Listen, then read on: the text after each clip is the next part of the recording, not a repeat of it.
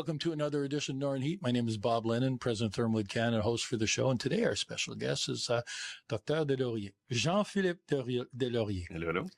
So today we're going to have a little bit of a discussion here because I find this pretty amazing, is that the combination of being a physician and at the same time is looking at this as a business and looking at, but not just a business to make money, but looking at it as how does a business work and the efficiency and how can you meet your end goals of seeing more patients and be a lot more efficient going through there. So just give us an idea, like you've got this clinic on Vanier.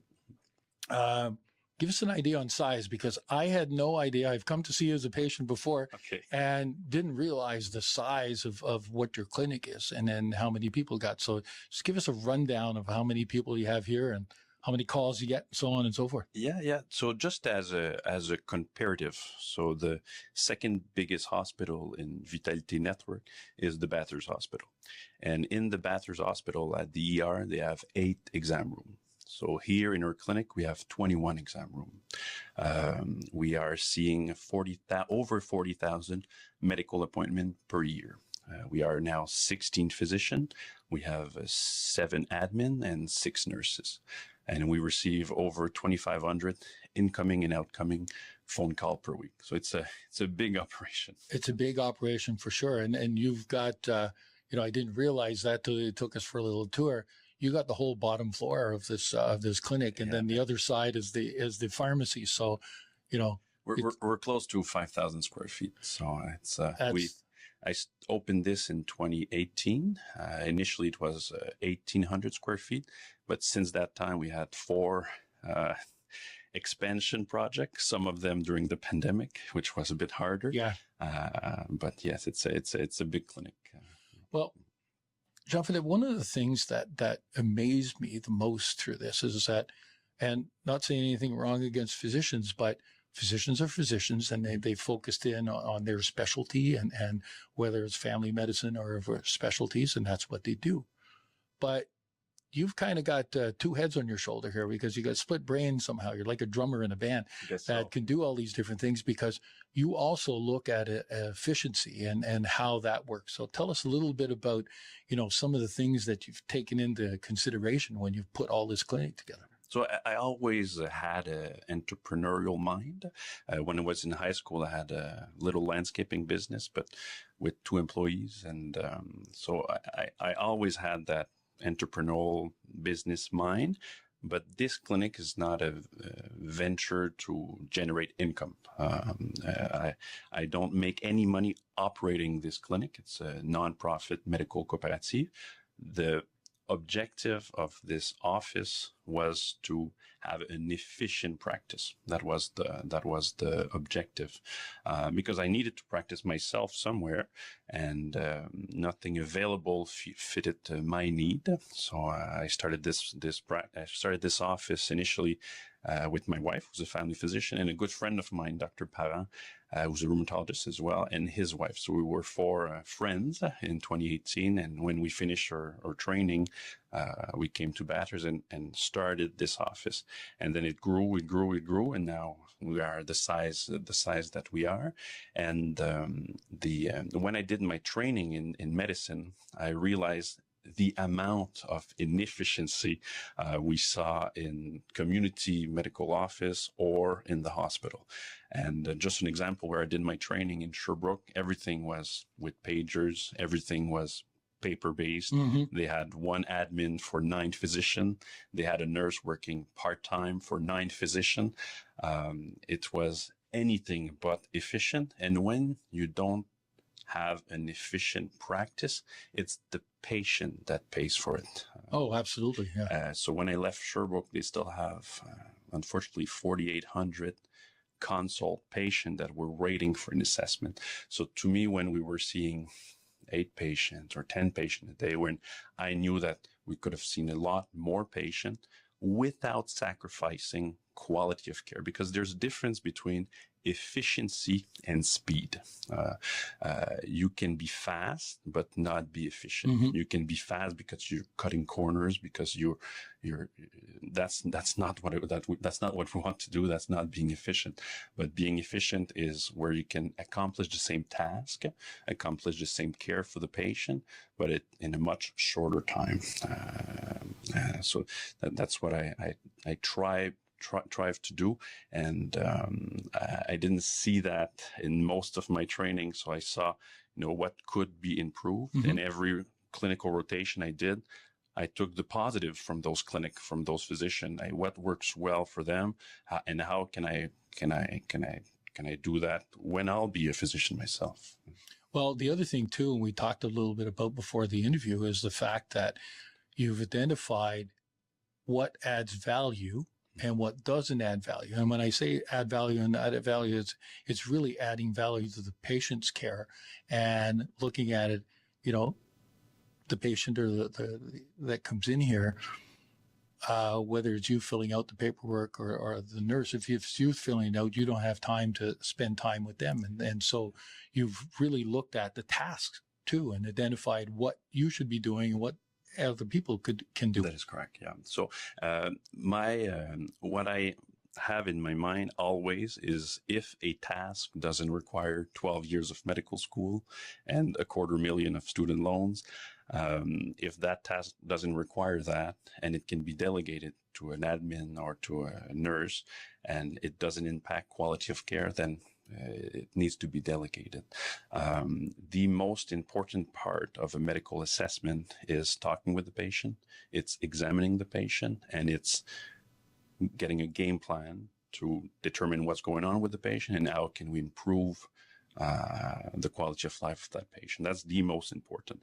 And let's say I see a new patient, my nurse will ask, what is your lifestyle habit? Do you smoke? Do you take alcohol? Do you take drugs? What are your allergies? What are your medication? What is your past medical history? What is your family history? All that questionnaire, all that input doesn't require a physician. It can be done by a nurse. So this is what is done when you need to change in a gown. It's not the physician that does it. It's going to be a nurse. So it's to try to see from a physician assessment what can be delegated in a safe fashion, and to try to maximize our efficiency. So I do that for when I see a patient, but I do that as well running this office. So I want all the staff to have the tools necessary to do their job efficiently. And that's also how we were able to grow this big and recruit more physicians, because they know that when they come here, they'll be able to have an efficient practice. They'll have support from admin, from nurses, and do what they like to do. Yeah. Exactly. But there's other things too that you've taken into consideration that, again, you wouldn't think that a medical clinic or a medical professional would even consider. And you've even looked at the efficiency of patients coming in and how far they got to walk and who they got to go see, so that they're not walking from point A to point B at the other end of the building, having one, because you've got 4 different waiting rooms. That is correct. Yeah. So the layout of your medical office can also determine your capacity to be efficient. So we have 5,000 square feet. So for example, if we had just one waiting room and the exam table of that physician was, 100 feet away, well, that's time. And for some patient that can take 2 minutes to get there. So it's those minutes add up at the end of the day, and those minutes add up at the end of the week, at the end of the month, and it doesn't improve quality of care. If you see your physician and you have to walk for 2 minutes, or if you have to walk for 15 seconds, you're not better off if you walk 2 minutes than, maybe because you walk 2 minutes, but it doesn't really improve the quality of care. So that was thought about. And also the layout of the exam room, having the capacity to pull out the curtains for the patient to get changed while you can still be in the room and still, look at their file.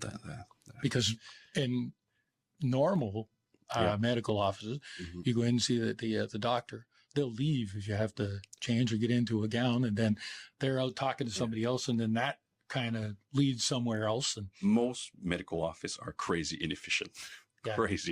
So My dad, who I love very much, is a thoracic surgeon, but he has a community office and he has no nurse. He has one admin. Everything is paper based, so it's not.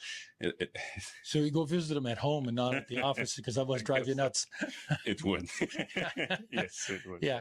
But, in addition to all of that too, you were showing me that, you've created and developed spreadsheets and forms and stuff that you've got on your system that also saves you time. And the part that I thought was pretty impressive is that you've got descriptions that are common descriptions that you put down on your exams that you're not rewriting it. That takes time, but it's consistent. So if anybody else takes your reports from this time to that time to another time or a different patient, it's not, I was tired, so I short-circuited the discussion. Everything is the same, which is impressive. So where I did my training mostly in Sherbrooke, I did some clinical rotation in Montreal and Quebec, but mostly it was in Sherbrooke. And in Sherbrooke, it was completely the opposite of what we have here. It was crazy inefficient. And their system, they had, it was in hospital base. So it's older, slower computer, just one screen, no voice recognition, no EMR to get your note on, electronic medical record. Everything was paper-based, and it was so paper-based. It was carbon copy. So you have the white page, and then underneath the yellow page, and then the pink page, and then you had student that would write the report, would get corrected by the senior resident, who would scribble something else, and then the staff would do the same thing, and then the family physician would get the third carbon copy at his office by conventional fax or by mail. And it was crazy inefficient. And I had a business background before. So when I was exposed to this, it was driving me mad. And the physician where I did my rotation, they recognized that. They said, we know we're not efficient, but we work in this system and the hospital. And we don't have time to. And we don't have time to get, but it's the best investment of time is how can I manage to be more efficient? And once again, efficiency doesn't necessarily mean speed. Mm-hmm. I can see a patient and the assessment can last 2 hours, but it was an efficient 2 hours. Okay. It doesn't mean you see a patient every 30 seconds. It's just that in the task that you make as a physician, you need to be efficient due to the never ending demand. Whatever you can offer, you're going to have a patient who has the potential to benefit from whatever you can offer. Well, you say that. One of the things that I noticed when we're walking around is that you didn't have rooms full of filing cabinets. No, absolutely not. My last family doctor before she retired, it was, she had 2 waiting rooms and 3 rooms full of filing cabinets, and because everything was done on paper. And that's interesting. And when I started my practice in 2018, I also did a pilot project with Vitality Network. And I'm glad we were able to do that, because when I go to the hospital and I see a patient on the ward, in the ICU, and the ER, all my notes are on our EMR, and that is cloud-based. So if I do an assessment in the hospital for a patient, and then I do a follow-up in the community, my community clinic here, I'll have access to. There's a continuation exactly. in both sides. Yeah. And we are 16 physicians now and 6 nurses now. Everyone in this office have access to those notes as well. So it's all cloud-based. So if you see your respirologist, your nephrologist, your rheumatologist, it's all shared information. So health professional have access to that information. Well, this is it's amazing, and we could talk all day, because when it comes to looking at efficiencies and doing stuff, it's one of my passions, and I think that it's interesting. And when I first came in here, like I told you, I was wondering how we would situate this interview, and the fact that you've combined both together is pretty impressive. The other thing too is that we didn't mention it already, but you're from New Brunswick. That is correct. You went to school in Sherbrooke, but which a lot of the medical professions go to, because there's no medical school in Atlantic Canada, is there? There's Dalhousie. Okay. There's Sherbrooke University, and they have a Moncton campus. Okay. Yeah. Okay. But the beautiful part about it is you came back. I always knew I wanted to come back. So I was born in Sherbrooke, but grew up in Dieppe, and my wife, who's a family physician, who's a physician as well, she was my neighbor in Dieppe when we were a little kid, and we're together since high school, and then we did all our training together. But we always knew that we wanted to come back to New Brunswick. Who's that cute girl on the other side of the fence? Yeah, I guess so. And yeah, so she did, and that's also very important for me is teaching, because she did a rotation here in Bathurst, and while doing a clinical rotation as a resident, that she found the beauty of practicing medicine here in Northern Brunswick. And when she finished her training in family medicine, she said, I want to go back to Bathurst. That's where I want to practice. So I still had 3 years left of training. I finished that training in Sherbrooke while she was here. And when I finished my training, then I started my practice here. But we always knew we wanted to go back to New Brunswick, but it's through doing medical rotation. Through our training, my wife did a clinical rotation here, and that's how we ended up working here. And here we receive medical student, nurse practitioner student, family medicine resident, internal medicine resident, rheumatology specialty residency. So they all come here, part of their training, and it's a relatively young group of physicians. So we are 16 physicians now. 15 of those 16 are less than 10 years of practice. So that's relatively young. That's impressive for a physician. Yeah. And we have 2 physicians that used to be one of our students that came here in rotation. And then when they became staff, they took the decision to come back to Bathurst and work in our office. So thank you for doing that, because it's important. One, that we talk a lot about rural areas, that a difficulty to bring physicians back, and you're able to do that. And then you came back yourself, and with all the stuff that you're doing, one of the reasons on why we do the Northern Heat is that, and have interviews with people like you, is because we find that you're doing something above and beyond and turning on the heat and doing things differently. So only the people that come on the show get the hat, and there we go. Now, so now you can wear that hat. Hide the baldness, but you can wear that. No, you wear a helmet on your scooter, yes, so that's a safe way of doing it. But listen, I really thank you very much for all the work that you're doing, the concept and looking at this in a different way, and the fact that you're also helping bringing more physicians to the area. So if there's any young physicians out there that are finishing their school, give them a call. You never know what might be able to happen. So again, thank you very much for everything that you're doing. Yes. Any final words that you have before we let you go? Yes, for sure. If you're a physician and you want to come to Bathurst, we are an amazing group. There's renewal. We're a bunch of new physicians that started their practice here in Northern New Brunswick, and rural medicine, living in rural area, it's hard to beat. So for all my friends that are in Montreal, that are in Quebec City, just come do locum, get a week here in Bathurst, get a sense of what it's like practicing here, and you'll fall in love, which is what I'm doing since 2018, and I wouldn't practice anywhere else. Great message to leave us with. Thank you again. Thanks again. Appreciate it. And there we have it. Another edition of Northern Heat for this week, the place you come to listen to those stories that haven't been discovered yet.